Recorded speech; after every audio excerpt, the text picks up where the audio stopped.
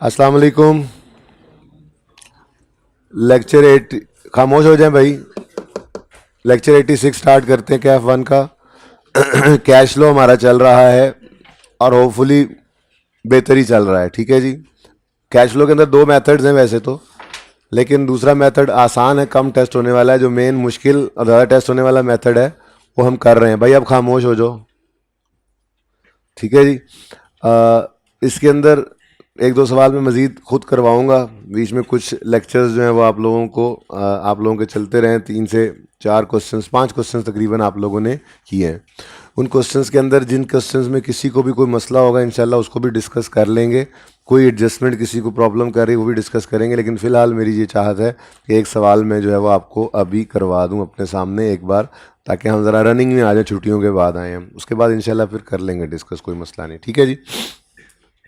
दो क्वेश्चंस हैं होमवर्क के अंदर थे आपके, एक नादिर लिमिटेड था और दूसरा टेक्सला लिमिटेड। ठीक है, तो नादिर लिमिटेड अभी हम सॉल्व कर लेते हैं और टेक्सला लिमिटेड को भी एक दफ़ा रीड कर लेता हूं मैं, अगर एंड पे टाइम बचता है तो, वरना फिर आप टेक्सला को दोबारा आज ट्राई करेंगे।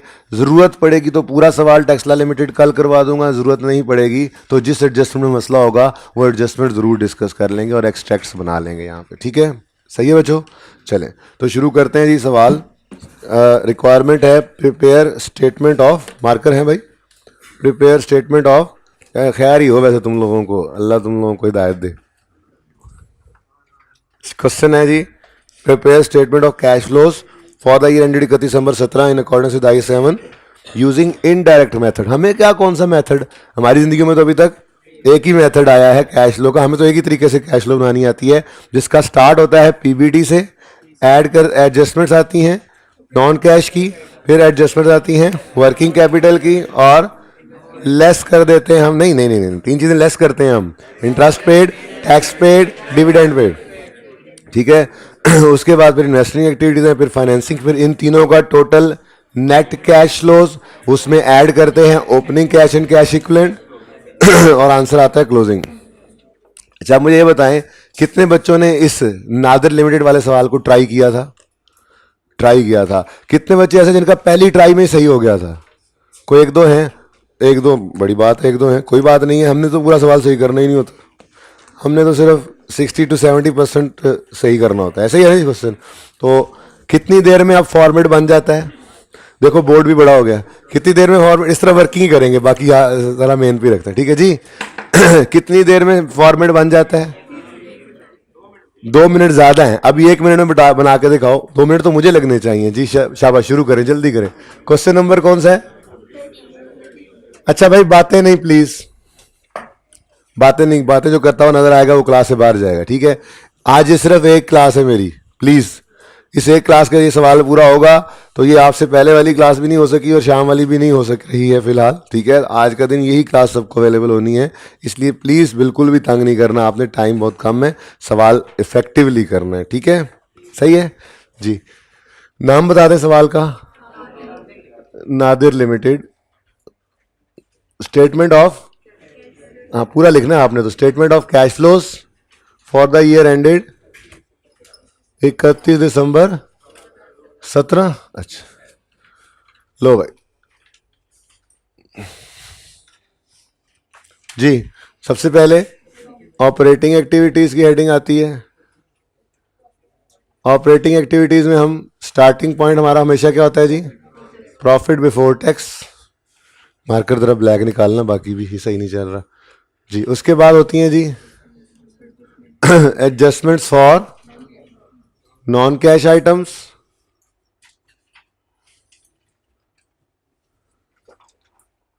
जिसमें हमने अभी तक देखा था डेप्रीसिएशन आ सकती है, gain loss on disposal of fix asset आ सकता है, gain loss on disposal of investment आ सकता है, इंटरेस्ट एक्सपेंस आ सकता है, इन्वेस्टमेंट इनकम आ सकती है। ये बातें देख ली हैं सवालों के अंदर हमने। ठीक है, मैं ये सवाल सारे देख के तो मैं आप लोगों को देख कर गया था सारे। ठीक है, ये क्या कुछ उसमें आता है, तो ये सारी चीज़ें हैं।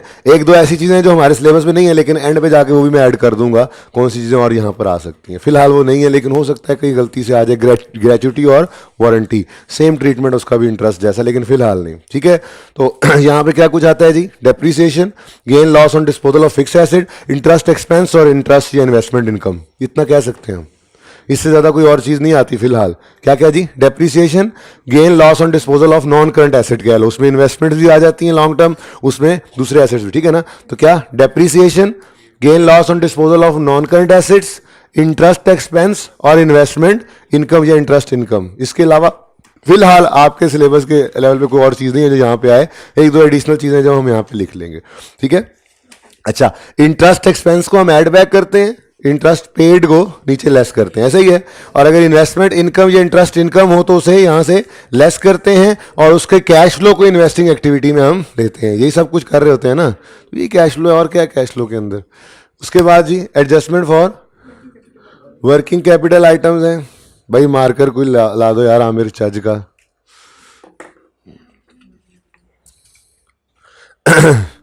जी एडजस्टमेंट्स फॉर,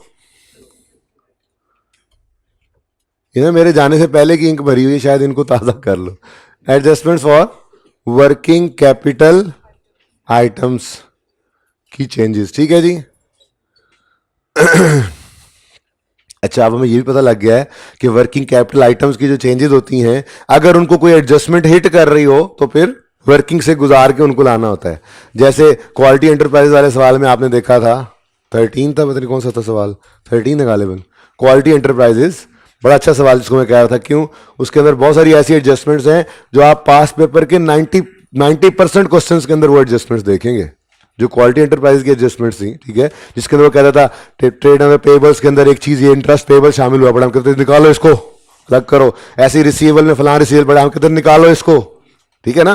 तो बिल्कुल वही वाली एडजस्टमेंट्स वर्किंग कैपिटल के अंदर हर सवाल के अंदर ऑलमोस्ट आई होती हैं पास पेपर के सवालों में। वो कह देता है रिसीवेबल के अंदर एक रिसीवेबल पड़ा है, हम कहते हैं ये तो ऑपरेशंस का पार्ट नहीं है, निकाल लेते हैं। पेबल के अंदर एक पेबल पड़ा है, ठीक है। तो वो अगर कोई एडजस्टमेंट हिट कर रही हो वर्किंग कैपिटल आइटम को तो वर्किंग से गुजार के फिगर को लेकर आते हैं, ठीक है ना। आसान है, मुश्किल नहीं कैश फ्लो। आपको दोबारा इसीलिए करवा रहा हूँ, ये आसान सवाल भी दो को खुद करवा रहा हूँ ताकि एक दफ़ा फिर आपकी तसल्ली हो जाए कि हाँ हाँ यही सारे काम ही हमने किए थे, तो यही सारे काम दोबारा ही हम करके ज़रा एक बार रनिंग में आ जाए छुट्टियों के बाद, चूंकि माशाल्लाह गोश्त खा खा के खुमारी चढ़ी होनी है जी। तो वो भूल गए उन्हें जो सारा कुछ करने वाला था। तो adjustments for working capital items, उसके बाद तीन चीज़ें लेस होती हैं फिलहाल तक, तो ये तीनों भी पूरी इकट्ठी नहीं आती, ठीक है। को मार्कर भाई ना पुराना सा मार्कर हो जो इंक रिफिल दस्ती दस्ती करके ले आओ, अभी ताज़ा ताज़ा, दस्ती दस्ती ताज़ा ताज़ा, इसको रिफिल करो, मार्कर अच्छा है ये जी। तो less interest paid, tax paid और डिविडेंड पेड, ये तीनों चीज़ें इकट्ठी भी आ सकती हैं सवाल में, लेकिन नॉर्मली हमने देखा था दो कुछ आ जाती है। बहरहाल आप तीनों लिखनी है, जो चीज़ पर्चे में नहीं आएगी वो खाली छोड़ दीजिएगा बस।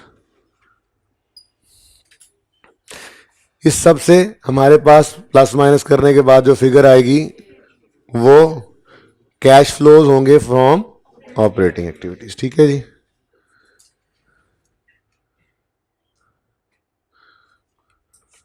खजूर आ जाएगी इंशाल्लाह, आ जाएगी, परेशान ना हो। बस थोड़ा मुझे एक दो दिन सवाल सवाल करा के ज़रा मुझे रिलैक्स हो लेने दें। आ जाएगा सर, कहता जी मैं खजूर वास्ते इत्थे आया सी यार, वैसे ना वैसे मतलब खर्चा ही हो गया पेट्रोल का, है ना।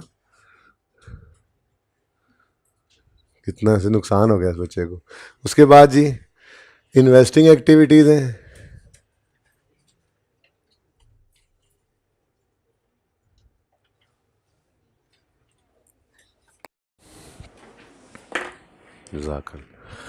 देन जी फाइनेंसिंग एक्टिविटीज़ हैं,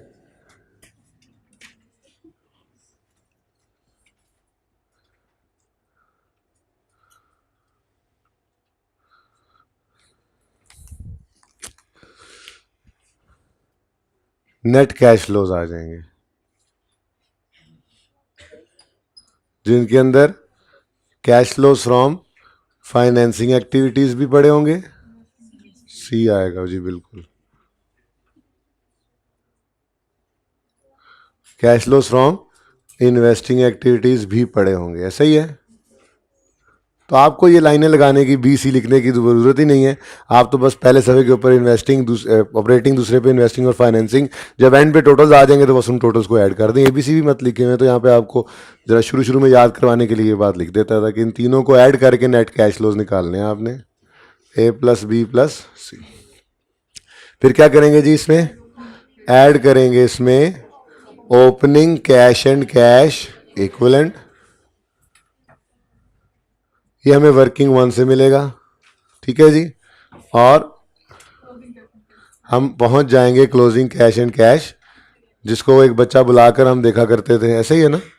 हाँ, आखिरी क्लास के अंदर भी यही करके गया था, और फिर आपको लेक्चर्स के अंदर भी यही बात नज़र आती रही थी। इसीलिए आपको बार बार एक बच्चे को भी तकलीफ़ दी जाती थी, ये बताने के लिए कि आपने पर्चे के अंदर नहीं मैच करना है इसको, नहीं मैच करना है इसको। हो जाए तो कहें ओहो ये क्या हुआ, बैलेंस ही क्या, कैश फ्लो टैली हो गया, ओहो अफसोस करते हुए आगे जाना है। और अगर ना हो टैली तो खुशियां मनाते हुए आगे जाना है, यस शुक्र है मेरी कैश फ्लो टैली नहीं हुई, जाना आ गई है, यहाँ नहीं रुकना, सोचना नहीं है। कोई एक आध मिनट देख लो कोई टोटल वोटल गलत ना हो गया हो, अगर इसको ढूंढने लग गए ना गलती कहाँ पे है, तो सादा बात है 10 से 15 मिनट ज़ाया होंगे, 2 को नंबर शायद मिल भी जाएँ, लेकिन वो 10 से 15 मिनट के अंदर अगले सवाल के आसान 10-12 नंबर आप लूज़ कर जाओगे, पेपर अटेम्प्ट नहीं होगा, पूरा फेलियर की तरफ चले जाओगे। तो भाई इसको आपने बैलेंस नहीं करने बैठ जाना।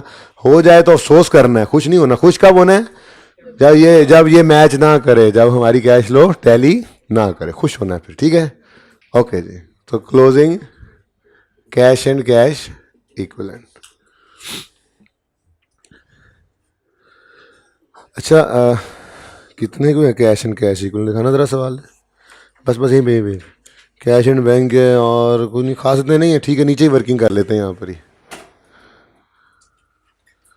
तो closing cash and cash equivalent, यहाँ पे वर्किंग 1 कर लेते हैं। वर्किंग 1 क्या होती है जी, कैश एंड कैश इक्विवेलेंट।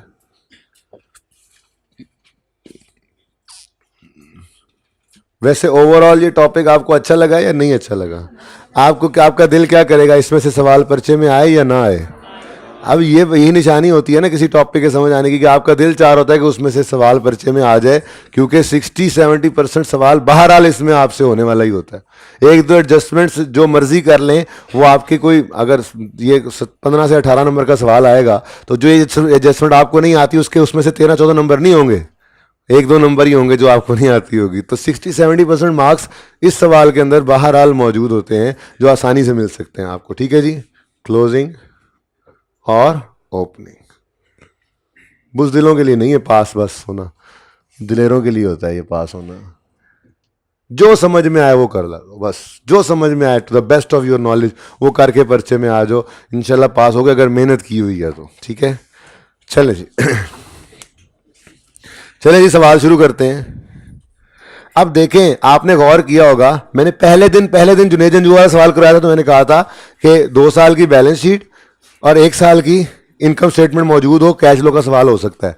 लेकिन हम जिस मेथड से चल रहे हैं ना, पूरे के पूरी इनकम स्टेटमेंट भी ना हो ना, सिर्फ ये प्रॉफिट की फिगर हो, तब भी हम कैश फ्लो का सवाल कर सकते हैं। 2 साल की बैलेंस शीट और 1 साल के प्रॉफिट की डिटेल, बाकी कुछ डिटेल नीचे जाकर दे देगा, ठीक है ना।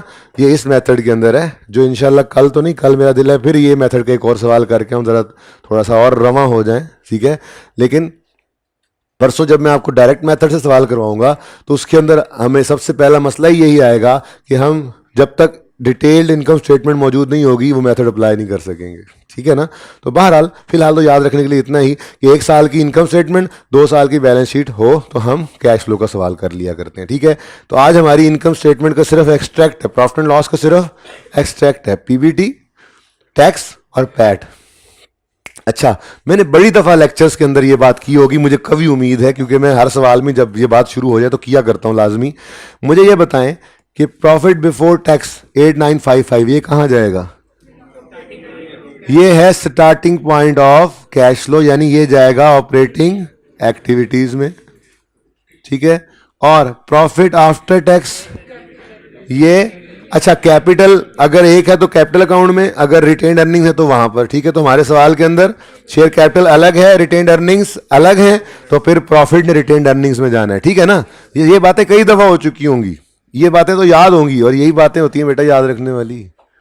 हर सवाल की एक आधी एडजस्टमेंट बरकत के लिए होती है, ताकि अल्लाह को आप याद रखो कि या अल्लाह बस तू नहीं करना है, हमारे बस में तो कुछ नहीं। तो एक दो एडजस्टमेंट तो हमेशा ही होंगी, वो तो आपको नहीं आती होंगी, लेकिन ये चीजें हर दफा ही ऐसे रहनी है, ठीक है ना। गालिबन ड्रम वाले सवाल के अंदर ये था कि आपको प्रॉफिट आफ्टर टैक्स अवेलेबल था, ठीक है, आपने starting point profit before tax लेना था, आपको टैक्स की फिगर निकालनी पड़ी थी, फिर पैट में ऐड बैक करके पीबीटी निकाल के आपने किया। लेक्चर लिया वही वाला है तुमने एनको वाले पीछे मत देखो, हाँ लिया था ये लेक्चर, लिया, पक्की बात है, हैं सच्ची बात दो, सच्ची बात, कसम उठाओ कसम जी। अच्छा तो ये कहाँ जाएगा जी, रिटेन अर्निंग्स में, ठीक है ना। चलो अच्छा चलो ये भी बता दो कि ये 2945 कहाँ जाएगा। हाँ जी यार, आप लोगों ने लेक्चर्स ले लिए, अल्लाह का शुक्र है, आप लोगों ने, जिन बच्चों ने जिन्होंने लिए हैं उनकी बात कर रहा हूँ, बाकी जिन्होंने नहीं लिए वो आप पता नहीं कब पहुंचेंगे वहां तक, वो क्यों यूट्यूब पे पड़े, हाँ ले लेंगे यार यूट्यूब पे, वो यूट्यूब पे पड़े रह जाएंगे वो। ले जी, बैलेंस शीट आगे शुरू हो रही है, तो इनकम स्टेटमेंट में जो कुछ है वो तो पहुंचाएं जहां जहां पहुंचाना है, ठीक है। सवाल को एक नज़र डाल लो, वैसे एक वाहिद सवाल है ये लियाकत इंडस्ट्रीज वाला, देखो जरा, मैंने 6 क्वेश्चन इसमें डाला था बुकलेट में, 6 रेहान वाला नहीं डाला ही नहीं, ठीक है, अच्छी बात है, जब मुकम्मल बुक आएगी तो मैं वो दिखा दूंगा। बहुत एक पुराना सवाल है, हाँ अच्छा, बहुत एक पुराना सवाल है जिसके अंदर वो रेक्टिफिकेशन शायद थोड़ी सी टेस्ट हुई थी, वरना असल सवाल रिसेंट यही है जो किसी काम का है, लियाकत इंडस्ट्रीज। इसके अलावा कभी correction of error cash flow में इस्तेमाल नहीं हुई। इसकी एडजस्टमेंट में किसी को मसला, एक दो बच्चों को मसला आ रहा है, वो डिस्कस कर लेंगे इंशाल्लाह, ठीक है ना। तो मकसद कहने का ये है कि सवाल को देख लेना है, हमने पढ़ लेना है, तभी शुरू करना है, दो दफा पढ़ने के बाद। अगर सवाल में करेक्शन है, कोई अगर सवाल में गलती हुई पड़ी है तो उसकी करेक्शन करनी है, तो फिर प्रॉफिट अनएडजस्टेड होगा, एडजस्टमेंट करने के बाद एडजस्टेड प्रॉफिट को आपने लेकर जाना है रिटेन अर्निंग्स के लेजर में। अगर पैट है तो, या पीबीटी है तो कैश फ्लो का स्टार्टिंग पॉइंट, सही है ना, ये बात कही थी आपको। लियाकत इंडस्ट्री वाले सवाल से ना पहले कभी ऐसा हुआ था ना बाद में कभी ऐसा होगा कि प्रॉफिट में कोई गलती है, जो कुछ हुआ होता है बिल्कुल सही हुआ होता है, हम उठाते हैं उसको और हम कैश फ्लो शुरू कर देते हैं। हर काम सही हुआ पड़ा था, हम सिर्फ रीडू करके अपने मतलब की चीजें एक्सट्रैक्ट करते हैं, ठीक है। वाहिद लियाकत इंडस्ट्री वाला सवाल था जिसके अंदर गलती थी, जो गलती थी उसको सही करने पर प्रॉफिट हिट हो रहा था, तो हमने कहा था फिर वो प्रॉफिट जो आपने जो भेजा हुआ है भाई साहब वो फिर गड़बड़ हो गया, ठीक है। तो फिर उसको सही किया, तो जहां जहां उसका इंपैक्ट जाता था वो भी देना पड़ा। तो इस एक नजर सवाल पे डाल के हम सवाल करते हैं, दो दफा पढ़ने के बाद शुरू करते हैं। तो अगर इस सवाल की एडजस्टमेंट्स को देखें तो इसमें कहता है जी शेयर्स इश्यूड हुए ड्यूरिंग द ईयर, कुछ बोनस है कुछ राइट है, अच्छा जी ये कोई गलती तो नहीं है, शेयर्स इशू है। फिर ड्यूरिंग द ईयर अब पौधा कॉस्टिंग इतने वॉज सोल्ड, अच्छा ये भी कोई गलती नहीं है भाई, एसिड बेचा है, ठीक है, कोई गलती तो नहीं है ना। नेक्स्ट डेप्रिसिएशन, क्या गलती है, कोई डेप्शन बता रहा है, नहीं कोई गलती नहीं। फाइनेंशियल चार्जेस हैं जी, इतने इस साल के एंड पे, पिछले साल के एंड पे थे पेएबल, ठीक है, तो क्या है, गलती है, कोई गलती नहीं है। फिर प्रोविजन है, जिस मेथड के अंदर हम चल रहे हैं इसमें तो हम प्रोविजन को क्या करते हैं, इग्नोर करते हैं। और बैलेंस शीट के फेस के ऊपर जो डेक्टर्स हैं वो उन्हें लिख दिया नेट आ रहे हैं, ना भी लिखता तो बैलेंस शीट के फेस से प्रोविजन ना लगाने का मतलब यही होता है कि वो नेट हो चुकी हुई है। ये सारी बातें आगे डायरेक्ट मेथड में काम आएंगी, डायरेक्ट मेथड में प्रोविजन हमें काम दिया करेगी। डायरेक्ट मेथड में हम प्रोविजन का अकाउंट अलग बनाएंगे, डेटर अलग बनाएंगे, वजह क्या है इंशाल्लाह वहीं जाके देखेंगे, ठीक है। लेकिन फिलहाल इस टॉपिक इस मेथड के अंदर तो जिंदगी सुकून में है। बैड डेट रिटर्न ऑफ आ जाए इग्नोर करते हैं, प्रोविजन आ जाए तो डेटर्स ग्रॉस में से नेट करके नेट डेटर्स को ही ले लेते हैं। इंशाल्लाह प्रूव करूंगा विद एग्जांपल के दोनों तरीके से एक जैसा आंसर ही आता है। और बैड डेट एक्सपेंस इग्नोर करके भी कैश की फिगर पे हम पहुंच जाते हैं, पर वो वक्त मेरे ख्याल में अभी नहीं आया, डिस्कस नहीं हुआ ना किसी क्लास के अंदर, वो करूंगा इंशाल्लाह, ठीक है। चले जी, तो इसका मतलब कोई गलती नहीं है, ये फिगर्स बिल्कुल सही है, ठीक है। तो पीबीटी कहां ले जाएंगे, 8-9, ये क्या है, मिलियंस में फिगर, अच्छा जी, तो रुपीज इन थाउजेंड्स। यार आप लोग कैसे हो वैसे, हैं ठीक हो आप लोग, सब वक्त अच्छा सबका गुजरा, ईद अच्छी गुजर गई है, अच्छा जी। प्रॉफिट बिफोर टैक्स कहाँ जाए चला गया जी, ऑपरेटिंग एक्टिविटीज का स्टार्टिंग, कैश फ्लो का स्टार्टिंग पॉइंट। उसके बाद प्रॉफिट आफ्टर टैक्स 6010, ये कहाँ जाएगा जी। अच्छा अब लेजर्स तो सारे तरतीब से बनते हैं, मैंने माना, ठीक है, लेकिन चलो अब ये फिगर जहां पहुंचानी है, मैं कहता हूं इसको वापस इधर ना आए। तो ये दो चीजें पड़ी है ना, एक टैक्स है और दूसरा प्रॉफिट आफ्टर टैक्स है। तो ये टैक्स की फिगर टैक्स के लेजर में मैंने कहा था टैक्स और इंटरेस्ट का लेजर लाजमी बनाना है, ठीक है, और टैक्स भी आ रहा है और खैर से प्रोविजन हो टैक्स भी आ ही रहा होगा, ना आ रहा हो तो जीरो कर देंगे। टैक्स पेएबल भी हो सकता है, टैक्स रिसीवेबल भी हो सकता है, एडवांस में भी तो टैक्स दे देते हैं गवर्नमेंट को। तो अगर टैक्स की फिगर आ जाए ना सवाल में तो लेजर ओपन करके उसको लिख दिया करो। बैलेंस शीट बनाते हुए अगर टैक्स लाइबिलिटी में पड़ा होगा तो ओपनिंग लाइबिलिटीज लिख लोगे, क्लोजिंग लाइबिलिटी। अगर एसेट पड़ा होगा तो ओपनिंग में एसेट, क्लोजिंग में एसेट लिख लोगे।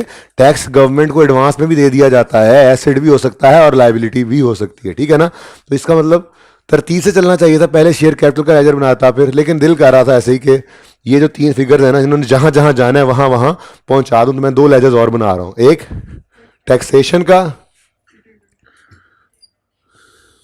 और दूसरा ये नए आए हैं, जज़ाकल्लाह। तो टैक्स एक्सपेंस और दूसरा रिटेन अर्निंग्स।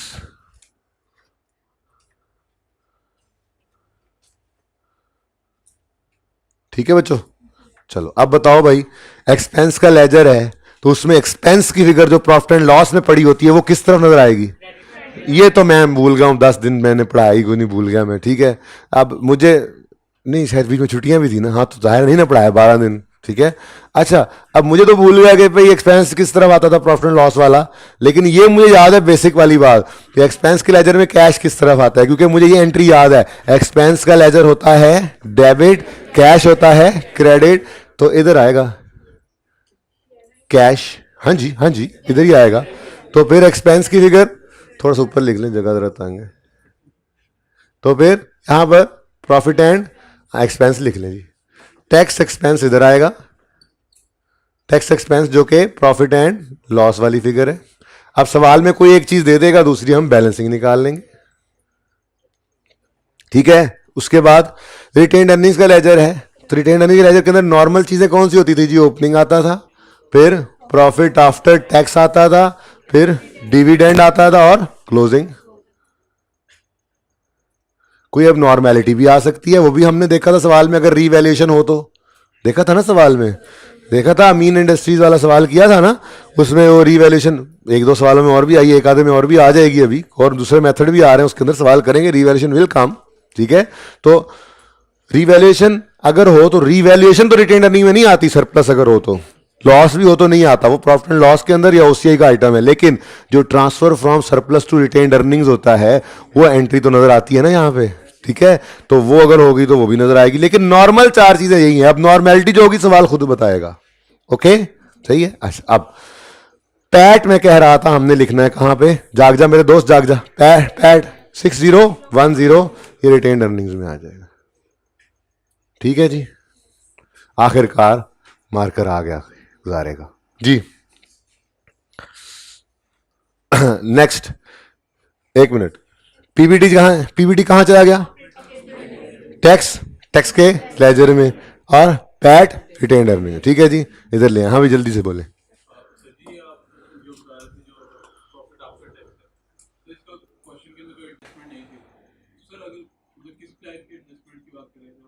मतलब को गलती हो जाती, repair expense wrongly capitalize electric industries में हुआ था, तो जब रिपेयर एक्सपेंस रिकॉर्ड करोगे तो प्रॉफिट हिल जाएगा, तो वो हिल जाएगा तो वो हिला हुआ प्रॉफिट ही इधर भी आएगा और इधर भी आएगा, ठीक है जी। पहले सही करेंगे। तुमने लेक्चर इलेक्ट्रिक इंडस्ट्री में सवाल किए? कितने बच्चों ने अभी तक एक लेक्चर की पेंडिंग है? कितने बच्चों का एक लेक्चर पेंडिंग है? ईद से पहले पहले आप लोगों ने फरमाइश की थी कि कर दें, कि काफी दिन होंगे, फिर भी कुछ लोगों के पेंडिंग है। किन के दो पेंडिंग है?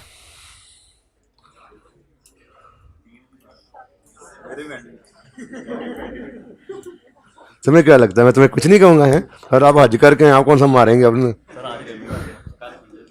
जी? शैतान को उधर मारा है हूं, यहाँ कोई शैतान नहीं, ठीक है जी। सुने, सब अच्छे बच्चे हैं, चले शुरू करें सवाल, आ जाए आगे। बैलेंस शीट है, बैलेंस शीट के अंदर जो जो चीजें हैं उनको देख लेते हैं किसने कहां जाना है, ठीक है। जरा एडजस्टमेंट्स, अच्छा सुने प्लीज, एडजस्टमेंट्स को एक नजर पढ़ लेते हैं। शेयर इशू होना, फिर एसिड के बिकना, लेकिन कुछ स्टिल आउटस्टैंडिंग वाला चक्कर है, तो मैं 1 मिनट के लिए इसको मैं एडजस्टमेंट नंबर 2 के साथ टच करा रहा हूँ। फिर डेप्रिसिएशन है, फाइनेंशियल चार्जेस अगर होते तो वो भी पड़े होने चाहिए थे, अलग से नज़र नहीं आ रहे तो वो भी यहीं पे छुपे पड़े हैं नंबर, यानी कि एक फिगर है जिसको खप खपाना है, बाद में देखेंगे एंड पे, एक्रूअल एंड अदर पेएबल्स को, ठीक है ना। प्रोविजन को कुछ करने की जरूरत नहीं, से तो इग्नोर करना है हमने, क्योंकि डेटर्स ऑलरेडी क्या हुए पड़े हैं, नेट। चलो मैंने एक नज़र एडजस्टमेंट्स को डाल ली। मेरे ख्याल में सिर्फ एक्रूअल्स एंड अदर पेएबल्स वाली एडजस्टमेंट है जिसको थोड़ा सा इंतज़ार करना पड़ेगा, बाकी सारी चीज़ें रेडीली अवेलेबल हैं, जहाँ जहाँ जाना है इन्होंने जा सकती हैं, ठीक है ना। ये एक एडजस्टमेंट है, 2 एडजस्टमेंट्स हैं जो इस फिगर को हिट कर रही हैं, ओके। ये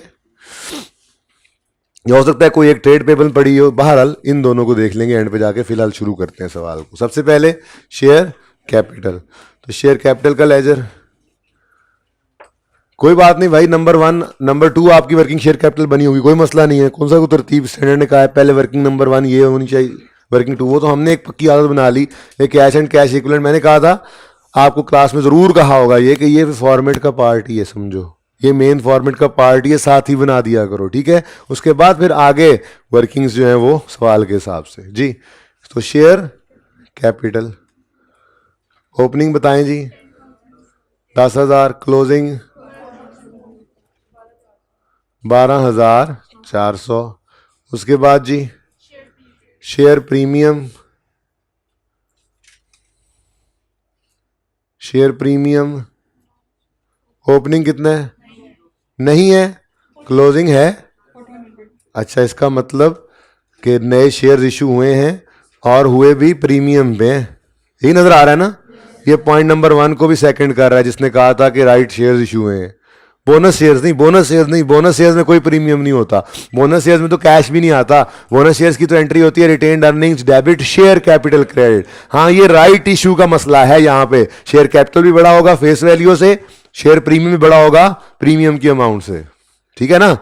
ये इंक्रीज है, कुछ भी नहीं था और प्रीमियम आ गया, मतलब इस साल के अंदर शेयर्स इशू हुए हैं और इशू भी प्रीमियम पे हुए हैं। समझ आ रही है बात, ठीक है ना। हाँ, पता लग गया, वैसे जरूरत नहीं थी ये पता लगाने की, वैसे ही बैलेंसिंग फिगर निकल आनी थी, बहरहाल पता तो जी। नेक्स्ट नंबर क्या है, रिटेन्ड अर्निंग्स नहीं लिखना, रिटेन्ड अर्निंग्स ओपनिंग 12,400, लेजर तो बना नहीं हुआ, 12,440, क्लोजिंग 450, ठीक है जी। नेक्स्ट क्या है, सरप्लस ऑन, ले जी रीवैल्यूएशन सरप्लस भी आ गया, रीवैल्यूएशन सरप्लस जी। ओपनिंग कितना है, ओह लगता है इस दफा रीवैल्यूएशन भी हुई है।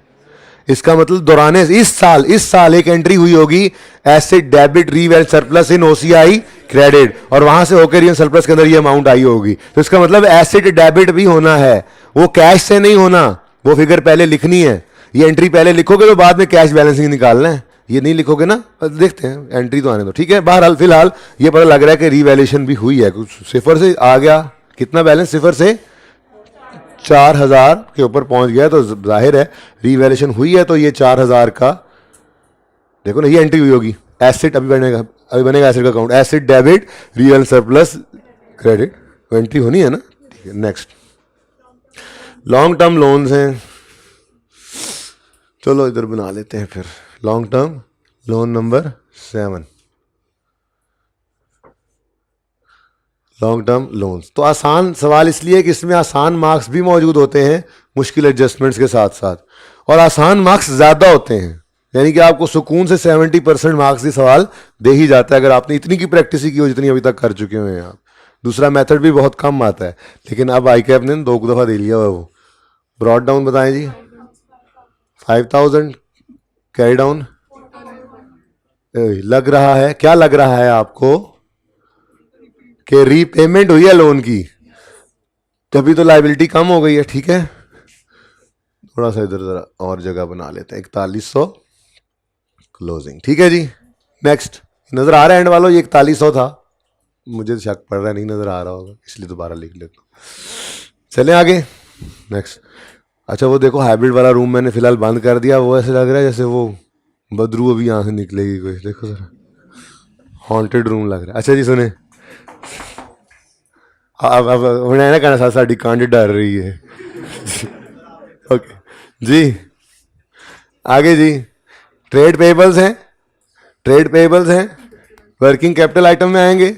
सिर्फ लिख देता हूँ अभी, बाकी इसको अभी फिगर को लिखता नहीं हूँ। ट्रेड पेबल्स में हो सकता है नीचे कोई एडजस्टमेंट आई पड़ी हो, मैंने वो तफसील से पढ़ा नहीं है ना दोनों एडजस्टमेंट्स, हो सकता है कोई उनमें से एक ट्रेड पेबल्स को हिट कर जाए, कोई एक अदर, तो वो देख लेते हैं, ठीक है। इसलिए फिलहाल फिगर नहीं लिख रहा यहाँ, इसलिए लिख दिया ताकि ज़रा कंप्लीट हो जाए हमारी जो है वो पूरी बैलेंस शीट पहुंच गई है जी, कहाँ कहाँ जाना है। बाकी इसको मैंने फिलहाल इश्तार लगा लिया है।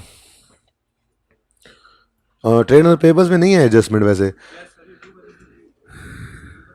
ये तो रिसीवेबल है और नीचे वाला पेबल है वो अदर में होगा, ठीक है। तो ट्रेड और पेबल्स ही है, बस सही है, इसमें कोई एडजस्टमेंट नहीं है, बोल दें। सिर्फ ये दो चीज़ें मैं ना फिलहाल, ये दो स्टार्स जो हैं इनकी फिगर नहीं लिखूंगा, क्योंकि इसके साथ एडजस्टमेंट नंबर,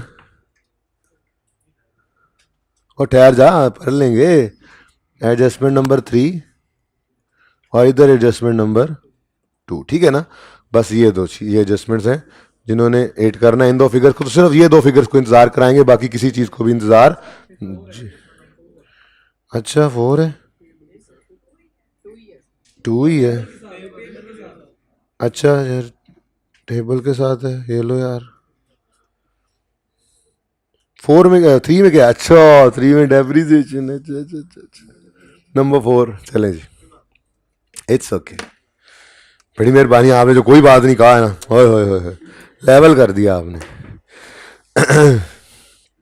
चले जी, तो ट्रेड पेबल्स में बस देख लो जी, 1400 से 1900 पर आ गए। लाइबिलिटी है, लाइबिलिटी क्या हो गई, कम हुई है, बढ़ गई है। 1400 से 1900 पे लाइबिलिटी ने आना है, लाइबिलिटी ने बढ़ना है, लाइबिलिटी का बढ़ना होता है क्रेडिट।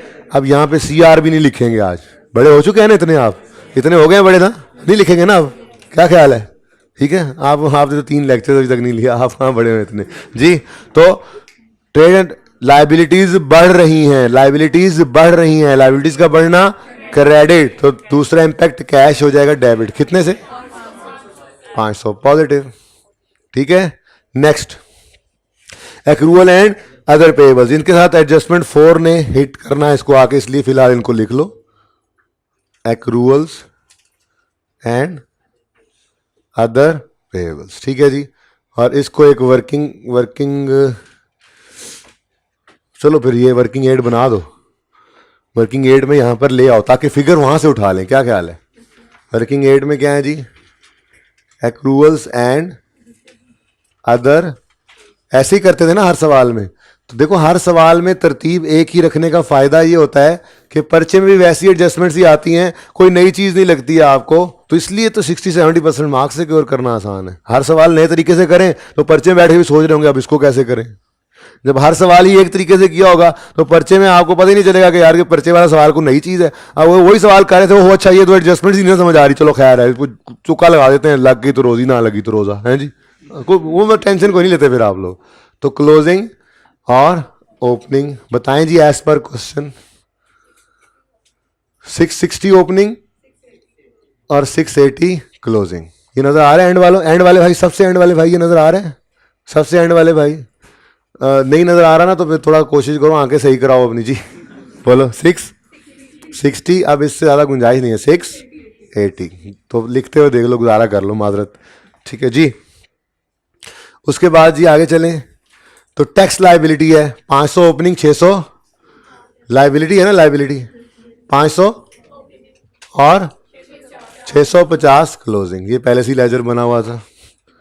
तो ये सारी साइड में एडजस्टमेंट वाला भी पहुंचा दिया है हमने डाटा, अब एडजस्टमेंट देख लेंगे, ठीक है, सही है ना। तो यही सिखाया था आपको कि अगर इधर से कोई चीज़ हिट कर जाए एडजस्टमेंट इधर वाली फिगर को, तो उसको सही करके ले जाएंगे, कोई मसला नहीं है, ठीक है ना। वर्किंग कैपिटल आइटम है लेकिन इसको अगर एडजस्टमेंट 4 ने हिट किया है तो एडजस्टमेंट 4 क्लियर करके ही इस फिगर को फिर लेके जाएंगे वर्किंग कैपिटल के अंदर, ठीक है।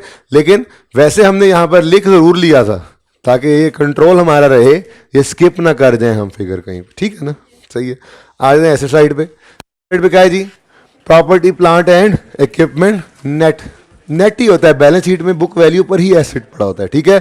तो PPE बहुत आसान हो गया ये तो काम, क्या आपने, अच्छा एक काम और करते हैं, एक और एडजस्टमेंट भी आ रही है ना आगे, चलो जब आएगी तब देखेंगे जी। Number 9 property plant and equipment.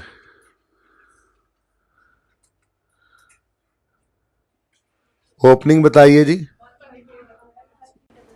3,158,8 ही लिखा हुआ है देखो,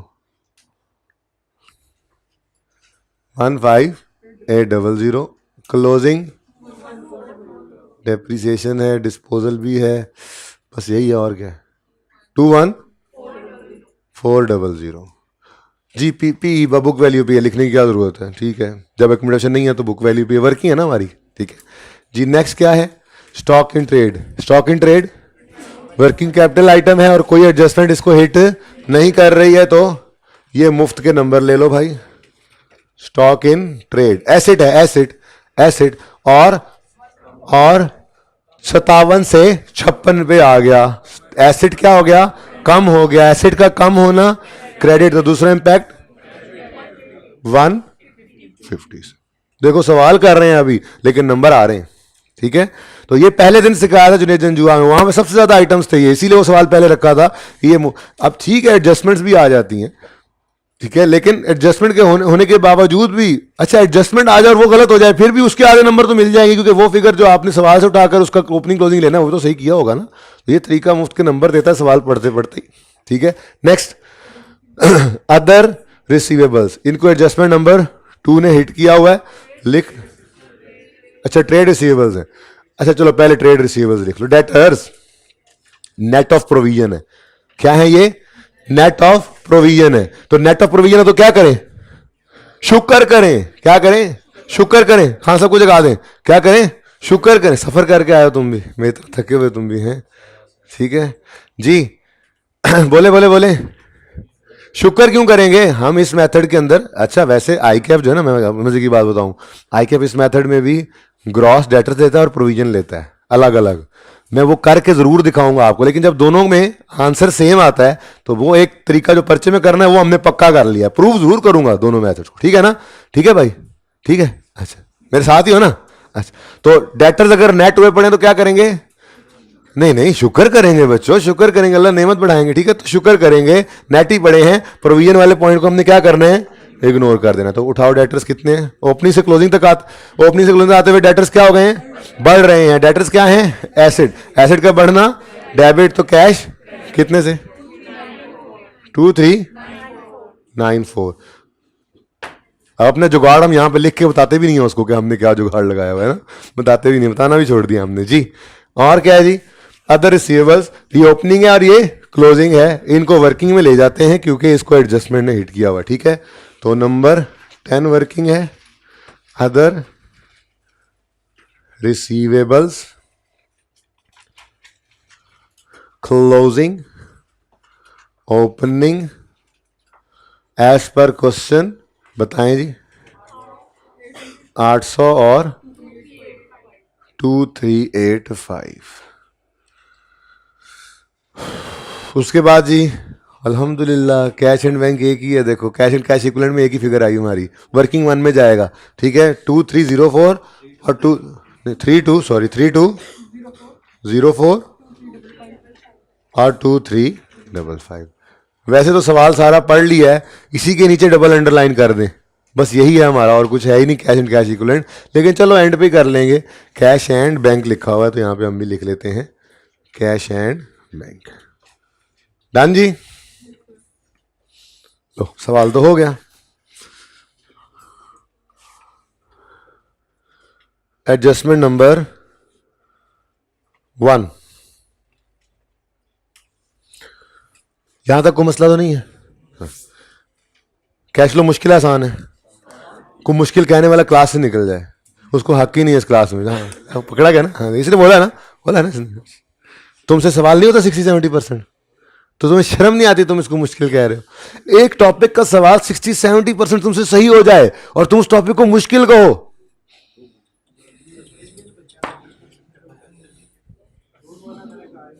अच्छा यार, अच्छा सुनो, shares issued during the year 10% bonus shares in March, right shares in July. Bonus shares का बता दिया कितने हैं और राइट शेयर्स का नहीं बताया, शुक्र है एक बता दिया उन्हें, ठीक है। क्योंकि अगर राइट शेयर इशू किए हैं तो बेटा बोनस शेयर्स की एंट्री होती है retained earnings debit share capital credit, और राइट इशू का जब बैलेंसिंग फिगर निकालनी है तो उसने भी शेयर कैपिटल की लेजर में से एक बैलेंसिंग निकलना होता है। तो अगर खुदा ना खास्ता आप 10% बोनस नहीं करेंगे पहले, तो फिर ये भी कैश के अंदर शामिल हो जाएगी बैलेंसिंग फिगर के तौर पर और गलत आ जाएगा आंसर। इसलिए फिलहाल तो सबसे पहले बोनस शेयर्स की एंट्री जरा मुझे बता दो, होती क्या थी, कुछ याद है? जी बोलें जी। डिविडेंड डेबिट और dividend debit share capital credit, और डिविडेंड डेबिट कहाँ होता था जी? जाकर रिटेन्ड अर्निंग्स में, ठीक है। और इसके लिए आपको क्या बताया था जी कि ये डिविडेंड की अमाउंट निकला करती है हमेशा शेयर कैपिटल के लेटेस्ट बैलेंस पर अप्लाई होकर। अब देखो हम असल में ना हम बड़ा कुछ कर रहा है स्टेटमेंट इक्विटी और स्टेटमेंट इसमें IAS 8 के अंदर ना इसके ऊपर बड़ी बहस कर रहा है। डिविडेंड हर सवाल में आया होता था, इतनी प्रैक्टिस की है कि अब हमें ये मसला लगता नहीं है डिविडेंड्स का, बोनस वाले डिविडेंड आ जाएं, राइट इशू आ जाए, ठीक है ना। बड़े सुकून से हम देख कर ये बता देते हैं अब कि जी पहले राइट इशू नहीं हुआ, पहले बोनस है। अगर बोनस पहले है तो फिर शेयर कैपिटल का बैलेंस तो जो है वो 10,000 था, लेटेस्ट शेयर कैपिटल 2016 31 2016 का ये, फिर मार्च 17 में ये शेयर बढ़े हैं, तो फिर क्लोजिंग तक आते आते ये हो गए। लेकिन वो बढ़ना बोनस शेयर्स की वजह से भी है और बढ़ना राइट शेयर्स की वजह से भी है, तो इसलिए फिलहाल क्लोजिंग में नहीं देख रहा कि किस किस चीज से बढ़कर निकला है। फिलहाल मैं ओपनिंग की बेस पर ये बोनस शेयर इशू कर रहा हूं, ओपनिंग बेस भी करूंगा ना। और ओपनिंग शेयर कैपिटल का बैलेंस कितना नजर आ रहा है? 10,000, सवाल भी नजर आ रहा था, ठीक है ना। तो 10,000 का 10%, 10,000 का इंटू 10%, 1,000 आ गया। इस 1,000 की एंट्री करेंगे हम retained earnings debit share capital credit, ठीक है जी। अच्छा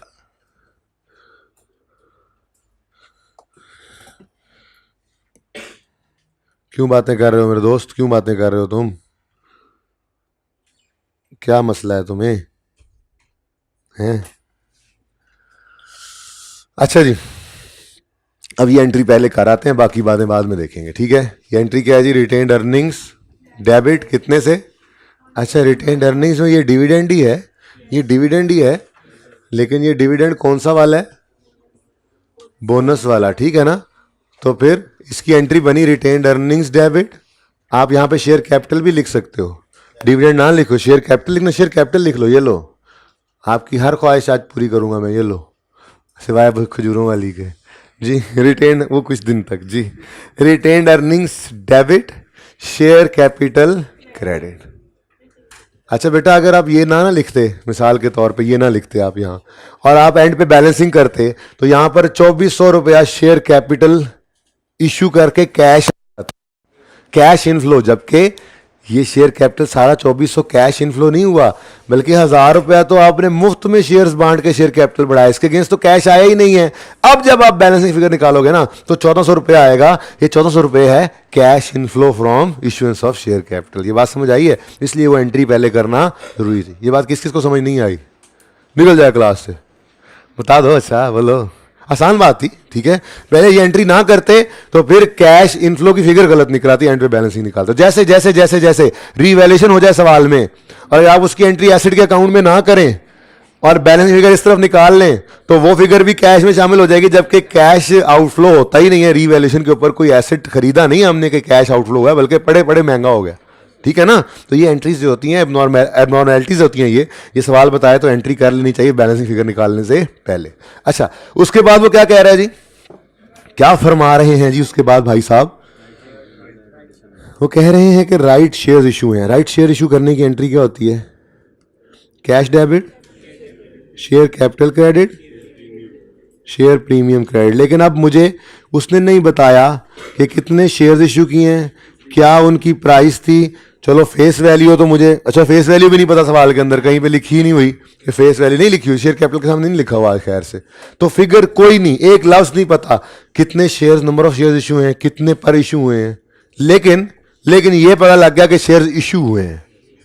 अब जब हम बैलेंसिंग करेंगे ना लेजर की जाकर, इधर देखो, तो ये 1400 यहां पर और ये 1400 यहां पर, यानी कि यूं समझ लो 10 वाला शेयर 20 में बेचा था, राइट इशू किया, तो 100 का था तो 200 का बेचा है। मैं निकालने में इंटरेस्टेड ही नहीं हूं शेयर्स कितने थे, मुझे क्या जरूरत है, ठीक है ना, मैं तो फिगर कैश की चाहिए थी। तो 1400 इधर से 1400 इधर से, टोटल 2800 रुपए कैश इनफ्लो होना है, ठीक है।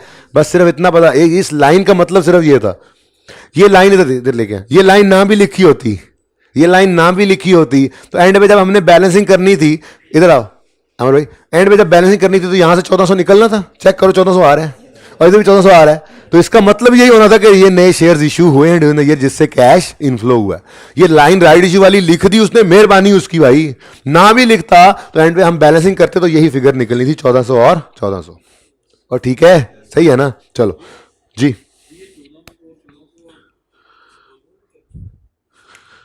इसको बैलेंस करोगे तो नीचे देख रहे होते हो ना तुम, बाद में तुम्हें हो जाता है, तुम कहते हो क्या क्या गल की होगी, अगर देख ना, सही बात कर रहा हूं मैं, देख इधर, इधर से क्या बैलेंसिंग आता है 1400, क्या मतलब है इसका, नहीं क्या मतलब है इसका, शेयर प्लीज शेयर कैपिटल के अकाउंट में 1400 आने का मतलब क्या है, ठहर जाओ यार, कैश आया शेयर इशू करके, ठीक है, यहां 1400 आने का मतलब क्या है, ये भी कैश आया शेयर इशू करके, लेकिन वो फेस वैल्यू से ऊपर वाले पैसे थे, ठीक है, तो ये मैं कह रहा हूं 1400 और 1400 टोटल 2800 कैश आया शेयर इशू करके, यानी इसका मतलब ये होगा कि हमने 10 रुपए वाला शेयर 20 रुपए का बेचा है, ठीक है ना, सही है। अब ऐसे हो जाता है तो फिर ठीक है जी। नेक्स्ट क्या है, during the year plant costing 9500 was dispose. लो भाई, अगर डिस्पोजल हो गया ना तो डिस्पोजल का अकाउंट लाजमी बनाना, ये बात तो अब आपको अजबर होनी चाहिए।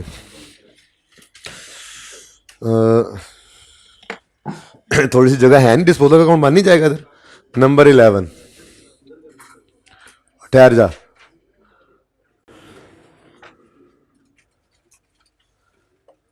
भाई बातें मत करो प्लीज। लो भाई डिस्पोजल तो है, अब बस प्लांट क्या है, पीपी ऊपर एक ही पड़ा है, तो फिर हमें से क्या, वो जो सी भी चीज़ है। अब एडजस्टमेंट को पढ़ लेते हैं जी, ठीक है, एडजस्टमेंट को पढ़ते हैं। कहते हैं during the year plant costing 9500 having book value of 5200। हम एसेट अकाउंट कॉस्ट पे बना रहे हैं, तो फिर 9500 को हमने क्या करना, कुछ भी नहीं करना, ठीक है, हमें बुक वैल्यू ही चाहिए थी, बुक वैल्यू उसने दे दी, तो 9500 को इग्नोर करो, बुक वैल्यू उठाओ 5200 का एसेट बिका है, बाद में देखते हैं कितने का बिका है, ठीक है ना, 9500 ये 5200 की बुक वैल्यू वाला एसेट बिका है, तो एसेट अकाउंट बुक वैल्यू पे बनना हुआ है ना, ईबी की बुक वैल्यू आ रही है, तो यहां से क्या निकाल देंगे, बुक वैल्यू 5200, यहां से निकालो डिस्पोजल में फेंक दो, ठीक है जी। कहां गया जी, ये डिस्पोज कर दिया जी हमने ये एसेट, अब जाहिर है बुक वैल्यू पे तो ये बुक वैल्यू आनी थी, ठीक है ना, और यहां पर पीपी से ये बुक वैल्यू आ गई जी, ओके। अब अगर ये इधर बीवी आई हुई है, फिर एक्यूमुलेट ऑप्शन ने नहीं आना, जरूरत नहीं है ना, ठीक है, वो बना हुआ भी नहीं है, ओके। अब अगली बात,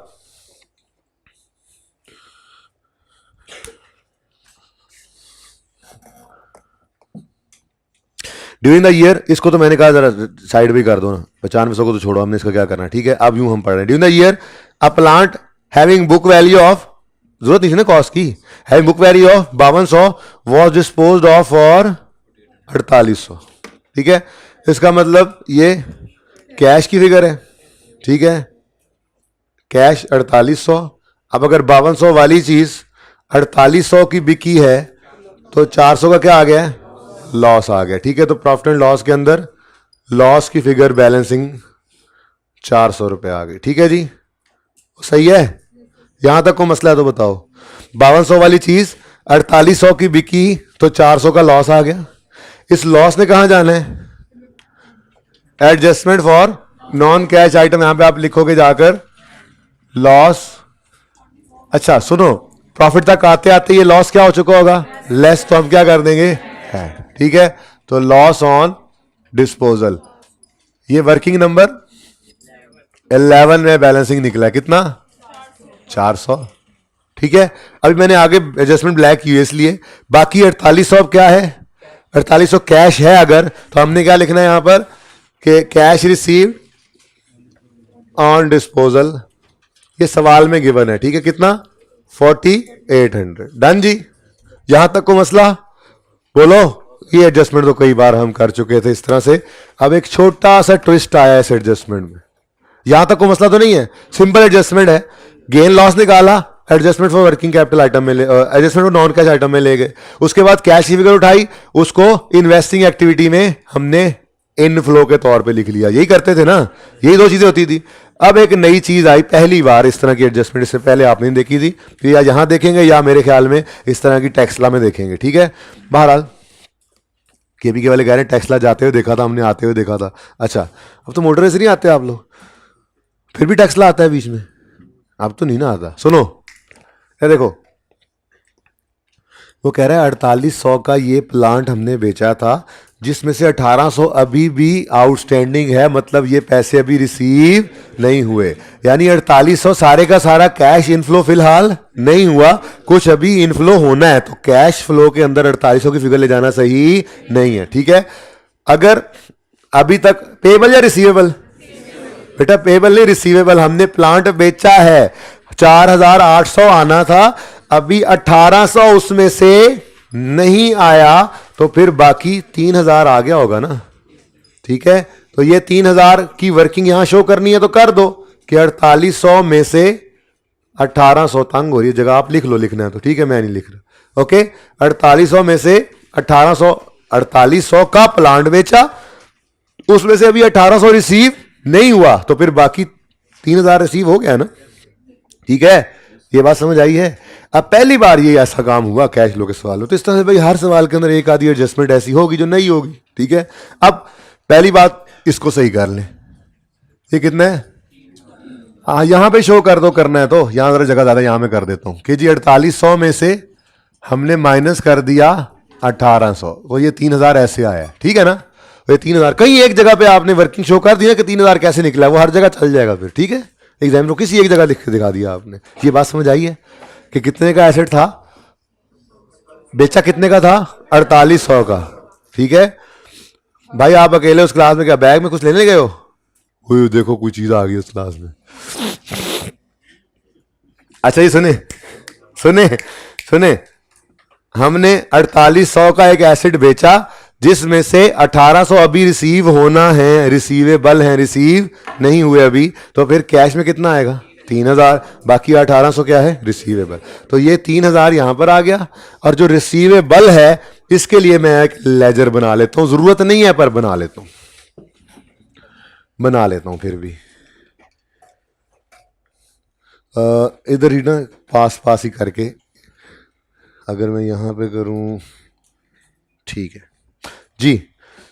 लेजर किसका बनेगा जी, अब आज तक जो कभी नहीं बना वो लेजर आज बन रहा है, और उस लेजर का नाम है रिसीवेबल फॉर प्लांट। जरूरत नहीं इसके बगैर काम चल सकता था, लेकिन क्योंकि बेस बनानी है कि इस तरह की हर आने वाली जिंदगी में एडजस्टमेंट हम आराम से कर लिया करें, इसलिए जरा तफसील से मैं इसके ऊपर बात कर रहा हूं आपके साथ जी। तो रिसीवेबल फॉर प्लांट, ठीक है ना, आसानी हो जाएगी इससे, वरना डायरेक्ट हो सकता था 1 मिनट का काम था। अच्छा जी, कितना ओपनिंग रिसीवेबल था जी, ओहो कितना ओपनिंग रिसीवेबल था, कोई ओपनिंग रिसीवेबल नहीं था। इस साल 1800 का रिसीवेबल बना, जो अभी तक क्या है रिसीवेबल है, और असल में इसकी एंट्री क्या हुई है, असल में तो फिर इसकी एंट्री ये हुई है ना, ये देखो देखो, कैश का लेजर डेबिट, डिस्पोजल क्रेडिट 3000 से, रिसीवेबल का लेजर डेबिट, इधर से आमिर भाई इधर से लगा के रखें, इधर से इधर ये दोनों नजर आए, ठीक है जी। कैश का लेजर हम नहीं बना रहे होते ना, ठीक है, कैश का लेजर डेबिट 3000 से, डिस्पोजल का अकाउंट क्रेडिट, फिर receivable for plant, receive side दे हो जा, रिसीवेबल फॉर प्लांट, यार ये जरा जी 1800 से debit, receivable for plant debit, disposal का अकाउंट क्रेडिट। ठीक हो गया ना, होगी डबल एंट्री पूरी, ले लो, डन। अब कैश की फिगर सही चली गई, ठीक है। ये रिसीवेबल को मैं रिसीवेबल के लेजर में ले आया, अब 1800 रिसीवेबल आया ना, तो क्लोजिंग रिसीवेबल आ रहा है 1800, ठीक है। अब ये बिल्कुल वैसी एडजस्टमेंट ही बन गई है जैसी क्वालिटी एंटरप्राइज के अंदर थी, ठीक है। क्या ओपनिंग में रिसीवेबल कोई नहीं है, क्लोजिंग में 1800 है, लेकिन ये नॉर्मल ट्रेडिंग एक्टिविटी वाला रिसीवेबल नहीं है, नॉर्मल ट्रेडिंग एक्टिविटी वाला रिसीवेबल नहीं है, तो इसलिए इसको अदर रिसीवेबल में पड़ा नहीं होना चाहिए। आप कहोगे कहां लिखा हुआ है कि अदर रिसीवेबल में पड़ा है?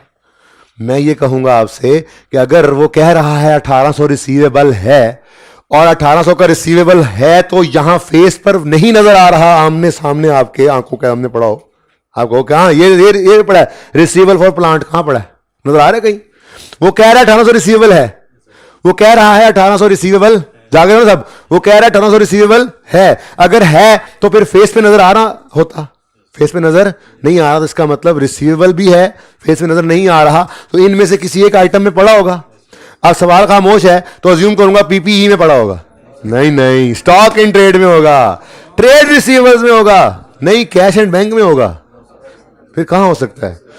अगर रिसीवेबल है वो कह रहा है और रिसीवेबल फेस पे नजर नहीं आ रहा, तो फिर नॉर्मल असम्पशन क्या है, वो अदर रिसीवेबल्स में पड़ा हुआ होगा, क्योंकि ट्रेडिंग एक्टिविटी के रिसीवेबल्स होते हैं ना, वहां पे डेटर्स पड़े होते हैं, गुड्स बेचकर जो पैसे नहीं आए थे ये वो डेटर्स होते हैं, ठीक है ना। ये गुड्स नहीं बेची हमने, अपना फिक्स एसेट बेचा है, तो नॉर्मल असम्पशन खामोशी केस में सही वाली लेते हैं, ठीक है ना, कि नॉर्मली होना क्या चाहिए, अगर अदर रिसीवेबल जो ट्रेड रिसीवेबल नहीं है वो अदर रिसीवेबल, हाँ ये लिखो तो ट्रेड एंड अदर रिसीवेबल से इकट्ठा होता, तो फिर वो भी इसी में पड़ा होता, ठीक है ना। तो नॉर्मल है, बाकी ट्रेड डेटर्स में नहीं ले सकते ना, क्योंकि ट्रेड डेटर्स में तो यूं जाना नहीं होता, ठीक है। तो फिर इसीलिए मैंने कहा था अदर रिसीवेबल को एडजस्टमेंट हिट कर रही है। बहरहाल ये देखो, ओपनिंग रिसीवेबल क्या है जी 0 और क्लोजिंग 1800, ठीक है। ये क्या है जी, ये क्या है जी, ठहरो, लेस इसलिए कर रहे हैं बेटा कि ये रिसीवेबल हमारा ट्रेडिंग एक्टिविटी का रिसीवेबल नहीं है, तो इसको अगर यहां से माइनस नहीं करेंगे तो ये यहां पर ये अदर रिसीवेबल्स की जो फिगर आनी है, वर्किंग नंबर कौन सा है बताना जरा, वर्किंग 10, अदर रिसीवेबल की फिगर में अगर इसको माइनस नहीं करेंगे तो ये तो ऑपरेटिंग एक्टिविटीज के अंदर आ जाएगा, जबकि प्लांट बेचना हमारी ऑपरेटिंग एक्टिविटी नहीं है, कभी कभार बेच देते हैं, इसका एक्सपेंस हो तो अदर एक्सपेंस में पड़ा होता है, इनकम हो तो अदर इनकम में पड़ी होती है ना, रेवेन्यू में जाती है, इसका गेन आए तो रेवेन्यू में नहीं जाता, इसका लॉस आया तो अदर इसमें एडमिन या सेलिंग में कॉस्ट ऑफ सेल में नहीं जाता। अगर एसेट बेचे, फिक्स एसेट बेचे, तो उसका गेन हो तो अदर इनकम में जाएगा और लॉस हो तो अदर एक्सपेंस में जाएगा, क्योंकि ये हमारी नॉर्मल ट्रेडिंग एक्टिविटी नहीं है। अब अगर आप इसको इसके अंदर पड़ा रहने देते हो ना, तो ये टोटल फिगर अगर इधर जाएगी इधर, तो ये तो ट्रेडिंग एक्टिविटी के अंदर चला जाएगा, जबकि हम कह रहे हैं ट्रेडिंग एक्टिविटी नहीं है, तो निकालो ट्रेडिंग एक्टिविटी में से, तो ठीक है। जैसे इंटरेस्ट एक्सपेंस, इंटरेस्ट पेएबल था, हमने कहा था इनको ट्रेड एंड पेएबल में से निकाल दो, क्वालिटी एंटरप्राइजेस, ठीक है। इन्वेस्टमेंट इनकम या इंटरेस्ट इनकम थी, हमने से कहा था कि इसको रिसीवेबल में से निकाल दो, ट्रेडिंग वालों में से अलग रखो, इनको अलग कर लिया हमने, ये अलग कर दिया मैंने। वो अलग बात है कि यहां से कोई कैश कुछ को नहीं निकलना। ये वर्किंग नंबर कौन सा है बताओ मुझे, ठीक है, अलग कर दिया हमने। लो भाई ये क्या है, ये लेस समझ आया, लेस ये, अच्छा ये भी रहता है भाई, जरा 5-7 मिनट मांग के आओ मेरे लिए, आमिर, आमिर को बुलाओ, आमिर ही नहीं काबू आ रहा आज जी। ये क्या है, रिसीवेबल फॉर प्लांट जी। अच्छा ये आसान काम है, मुश्किल नहीं है बस ये, लेकिन ये एडजस्टमेंट इंपॉर्टेंट इसलिए कि ये 2-3 और सवालों के अंदर इसी तरह से आनी है, तो मैंने एक तरतीब बता दिया आपको कि जब भी आपको इस तरह की एडजस्टमेंट आए, इस तरह से लेजर बनाओ, 1 मिनट में सवाल हो जाएगा। रिसीव इनकम में पढ़ाओ, एक्सपेंस में पढ़ाओ, इनकम हो, एक्सपेंस हो, रिसीवेबल में पढ़ाओ, पेबल में पढ़ाओ, सब कुछ हो जाएगा इंशाल्लाह इससे, ठीक है। वो ऊपर वाला तो आसान है जी। 5 लो भाई, अब देखो पहले बढ़ता नजर आ रहा था, अब सही हो गया ना। ऑपरेशंस के अंदर एक्टिविटी क्या हो रही है, अदर रिसीवेबल्स 800 से कम होकर 585 हो गए। 800 से, ये समझ आई है, 800 से समझ आ रही तुम्हें, हाँ ये फरोजी शर्ट वाले भाई को, अच्छा जी। 800 से रिसीवेबल कम होकर 585 हो गए, तो एसेट कम हो रहा है, तो एसेट क्रेडिट तो 215। ठीक है जी। अगली बात, ये जो लेजर बनाया है हमने, इसमें से कोई कैश निकल रहा है? इसमें से कैश निकला नहीं, ये मैंने बैलेंसिंग निकाला था, ये मैंने आपके लिए क्लोजिंग बैलेंसिंग निकाला था बच्चों। सही है, कहानी खत्म। ओके अच्छा चलो, उसके बाद कोई एडजस्टमेंट रह गई है? 4 सबसे आसान वाली, बस एक लेजर और बनेगा, लेजर का नाम होगा इंटरेस्ट पेएबल का लेजर। ये देखो, ठहर जाओ, इधर नंबर 13,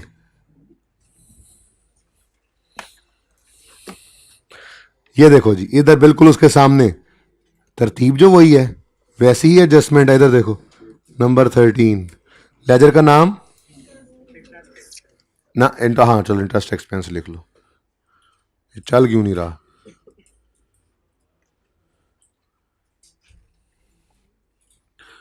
इंटरेस्ट एक्सपेंस। चलो अब पढ़ते हैं जी, एडजस्टमेंट जरा पढ़ें, एडजस्टमेंट जरा पढ़ें। Financial charges for the year amounted to 1100, ये इंटरेस्ट एक्सपेंस है। ये क्या है जी? एक्सपेंस की फिगर है। अभी एक्सपेंस की फिगर है तो इंटरेस्ट एक्सपेंस के लेजर में एक्सपेंस किस तरफ आता है? मुझे ये याद है कि कैश डेबिट साइड पे आता है, तो फिर इंटरेस्ट एक्सपेंस क्रेडिट साइड पे आएगा। वो जो प्रॉफिट एंड लॉस वाली फिगर होती है, ठीक है, कितनी है जी? 1100, सवाल ने बता दिया। ये जो ऊपर हम ऐड बैक करते होते हैं। अच्छा आगे कहते हैं, ये आसान थी एडजस्टमेंट इसलिए एंड पे रखी, पहले वो मुश्किल थी, पहले करवा दी जी। Accrued financial charges, financial charges payable, accrued मतलब एक्सपेंस के साथ एक्रूड लगा हुआ है ना, पेएबल। ठीक है, payable financial charges payable on 31 December 17 है 112। हमारे साल के एंड पर क्लोजिंग कितने हैं? 112, और साथ ही ब्रैकेट में उसने लिखा 48 के हैं ओपनिंग। ठीक है जी, चलो बैलेंसिंग निकाल दो फिर। कैश 1036। ठीक है जी, 1036 का कैश है। ओके 1036, ये इंटरेस्ट एक्सपेंस है। प्रॉफिट तक आते आते माइनस हो चुका है, ऐड कर दो इंटरेस्ट एक्सपेंस। सवाल में गिवन था 1100, इसलिए वर्किंग का रेफरेंस नहीं देना। ठीक है, हाँ इंटरेस्ट पेड आपने अभी अभी निकाला 1036, वर्किंग नंबर 13 का रेफरेंस दो। ये वर्किंग 13 कितना जी? 1036। डन हो गया जी, सवाल खत्म है बस। लेकिन वो कर लेते हैं, लेकिन अब ये जो क्लोजिंग नजर आया है, ये जो क्लोजिंग नजर आ रहा है, ओपनिंग 48 पेएबल है, क्लोजिंग 112 पेएबल है। अगर ये पेएबल है, सवाल कह रहा है, तो कहां पे है? यहां नजर नहीं आ, सॉरी यहां नजर नहीं आ रहा, फेस पे नजर नहीं आ रहा, तो फिर शेयर कैपिटल में हो सकता है, ये शेयर प्रीमियम में होगा। कहां? नॉर्मल कहां हो सकता है? एक रूड एंड अदर पेएबल्स में हो सकता है। ट्रेड पेएबल्स के अंदर तो वो चीजें हैं जो हमने उधार पे खरीदी हैं बेचने के लिए, अदर पेएबल्स अलग पड़े होते हैं। नॉर्मल अजम्पशन फिर सही वाली ही लेंगे। ठीक है, तो इसका मतलब इसको हटाएंगे, इसका मतलब कि ये ओपनिंग 48 पेएबल, क्लोजिंग 112 पेएबल, ये इसमें छुपा पड़ा है, लेकिन ये ऑपरेशंस का पार्ट नहीं है। हमारे ऑपरेशंस नहीं है, लोन लिए जाओ इंटरेस्ट दिए जाओ, कभी कभी जरूरत पड़ने पे लोन लेते हैं और इंटरेस्ट देते हैं, इसलिए ऑपरेशंस के पार्ट इसको नहीं बनाना। तो क्या करोगे? लेस कर दोगे आप इंटरेस्ट पेएबल, उसको लेजर में ले जाओगे। वो पहले ही लेजर बना लिया हमने इत्तेफाक से, ठीक है ना। तो ये क्यों लेस कर रहे हैं, समझ आ रही है? हाँ, तो 48 ओपनिंग और 112 क्लोजिंग, सही है। ये कहां ले जाओ? लेजर में, बना हुआ लेजर ऑलरेडी। वहां से जो करना था एक्सपेंस की फिगर वो एड बैक और कैश लेस नीचे, ठीक है ना। अच्छा अब इसको सही कर लो, पाक साफ कर लो इसको। 612 और 568, 612 से 568 पर आ गया। क्या आ गया? लायबिलिटी पेएबल आ गया ना, तो लायबिलिटी कम हो रही है। लायबिलिटी का कम होना डेबिट, तो दूसरा इंपैक्ट 40 लिखा हुआ है। ओह नो, कहां लिखा हुआ है? ये कितना? 40 नेगेटिव, ठीक है जी। ओहो, फिर लिखना पड़ गया एडजस्टमेंट फॉर वर्किंग कैपिटल, क्योंकि आपने तस्वीरें तो भी खींचनी थी ना। जी ठीक है जी, डन हो गया, खत्म, कहानी खत्म। बस एक एडजस्टमेंट रह गई है, वो क्या कह रहा है? ओ वो तो बनी बनाई फिगर गिवन है, एडजस्टमेंट कह रहा है डेप्रिसिएशन आपको मैं बताता हूं 7350 है, यानी यहां पर आनी है डेप्रिसिएशन, और ये नॉन कैश आइटम है इसलिए माइनस हो चुकी है, ऐड कर दो। कितना जी? लो, ये सवाल था तो मुश्किल है आसान है कैश लो। मैंने इसलिए करवाया आज सवाल और कल भी करवाऊंगा ताकि मैं खुद जरा रिलैक्स हो जाऊं, अपनी रिवीजन कर लूं। अच्छा जी, लो भाई कैश की फिगर, टैक्स एक्सपेंस भी कोई नहीं है, कैश भी कोई नहीं, कोई एक चीज तो गिवन है। अच्छा वो लिखा ही नहीं था हमने, इतना लेजर बना के रोले डाल के, हो टैक्स एक्सपेंस 2945, ये जो लिखने वाली चीज थी जहां लिखनी, जिसके लिए लेजर बनाया था स्टार्ट में, वो लिखी नहीं थी, आपने बताया ही नहीं यार, बताया था आपने? अच्छा जी, tax expense, interest expense, tax expense कितने? 2945, तो कैश 27। अच्छा अब टैक्स एक्सपेंस को ऐड बैक करेंगे, क्यों? स्टार्टिंग पॉइंट ही पीबीटी है, ठीक है, तो इसलिए ऐड बैक करने की जरूरत। हाँ, टैक्स पेड जो निकाला है आपने वर्किंग नंबर 1 2 है जी, 95, डन जी। नेक्स्ट रिटेन्ड अर्निंग्स चेक करो, है कुछ बैलेंसिंग निकल रहा?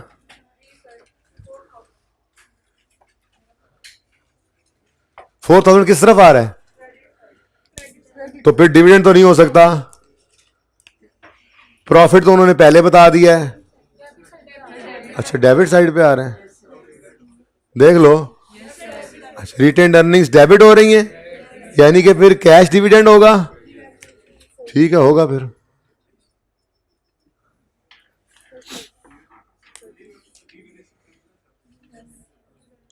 तो वो रिटेन्ड अर्निंग में तो नहीं आ सकता फिर।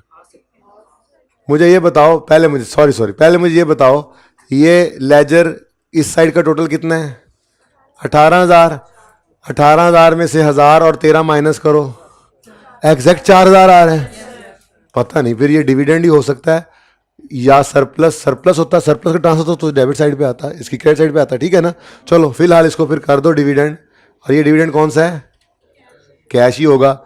डिविडेंड पेएबल का लेजर तो अभी नहीं ना बनाया मैंने, नहीं ना बनाया, कल की क्लास में बनाएंगे इंशाल्लाह। डिविडेंड पेएबल फिलहाल है नहीं, जो कैश डिविडेंड है वो सारा पे हो गया, कुछ पेएबल नहीं है, जिंदगी सुकून में ही है, ठीक है ना। तो 4000 यहां पर लिख लो आकर, ठीक है। ये वर्किंग नंबर 3। अच्छा अब सुनो, क्लास का टाइम हो गया खत्म, अब सुन लो, सिर्फ बैलेंसिंग रह गई है। इधर देखो, सुन लो एक बार, सुन लो 1400 कैश और 1400 कैश, सुन लो सारे इधर। 2800 रुपए टोटल कैश होगा, फाइनेंसिंग एक्टिविटी में लिखोगे cash receive from issue of share capital, ठीक है, डन हो गया। इकट्ठा लिख लो, चाहे 2800 चाहे अलग अलग लिख लो। नेक्स्ट रीवन सरप्लस में ये जो 4000 आएगा इधर बैलेंसिंग, इसकी टोटल एंट्री करोगे, पीपीई डेबिट रीवन सरप्लस क्रेडिट, यहां पे लिख लोगे, ये बैलेंस हो गया। आप कहोगे कि जी इसमें से कुछ ट्रांसफर नहीं हो रहा, प्रोबेबली साल के आखिरी दिन सरप्लस आया होगा, 1 रुपया ट्रांसफर नहीं हुआ, ठीक है ना, क्योंकि आप कहोगे जी ये तो आपने पीपीई में निकाल लिया बैलेंसिंग, कुछ ट्रांसफर होता नजर नहीं आ रहा, रिटेन्ड अर्निंग में हुआ करता है ना भाई। मैं कहूंगा यार हो सकता है लैंड हुआ और रीवैल्यू, आपको नहीं जी डेप्रिशिएबल एसेट है, तो मैं कहूंगा ठीक है, फिर हो सकता है साल के आखिरी दिन हुआ और रीवैल्यू, कुछ भी ट्रांसफर नहीं हुआ, ठीक है नहीं हुआ, वो एंट्री भी नहीं आ रही, ये बैलेंस हो गया। उसके बाद यहां से रीपेमेंट ऑफ लोन आएगी फाइनेंसिंग एक्टिविटी में, फिर ये डन, यहां से एडिशन निकल आएगा, कैश इन्वेस्टिंग एक्टिविटी में चला जाएगा। क्या क्या सही है? उसके बाद ये डन, ये भी डन, ये भी डन और ये भी डन, ठीक है। सिर्फ बैलेंसिंग करनी है आपने, इंशाल्लाह ये सवाल बिल्कुल सही हो जाएगा आपका। आप सिर्फ इसकी पिक्चर आप ले लें और कंप्लीट कीजिएगा। होमवर्क के अंदर टेस्ला लिमिटेड वाला सवाल आपने करना है, कल उसको डिस्कस करूंगा, ठीक है जी।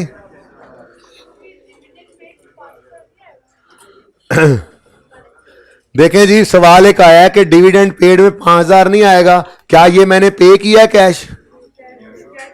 तो इसीलिए तो यहां शेयर कैपिटल लिखा हुआ है, शेयर कैपिटल क्रेडिट हुआ है, कैश क्रेडिट नहीं हुआ, इसलिए 4000 ही आएगा, ठीक है जी। टेक्सला वाला सवाल होमवर्क में है, जिंदगी रही तो कल मिलेंगे। 1 मिनट जी, एक और सवाल आ गया, वर्किंग 7, इसकी बैलेंसिंग बेटा इस तरफ आ रही है ना 900, तो ये कैश आया, कैश बैलेंसिंग करनी है हमने, ठीक है। इसका मतलब लोन रीपे हुआ है, यहाँ पे कैश आउटफ्लो बस कर लेना ना, बैलेंसिंग करा लिया फिर भी तुम बैलेंस में, ठीक है जी। तो टेक्सला वाला सवाल होमवर्क में है, ये कंप्लीट कीजिएगा, हो जाएगा। सिर्फ बैलेंसिंग रहती है जिंदगी। तो कल मिलेंगे, अल्लाह हाफिज।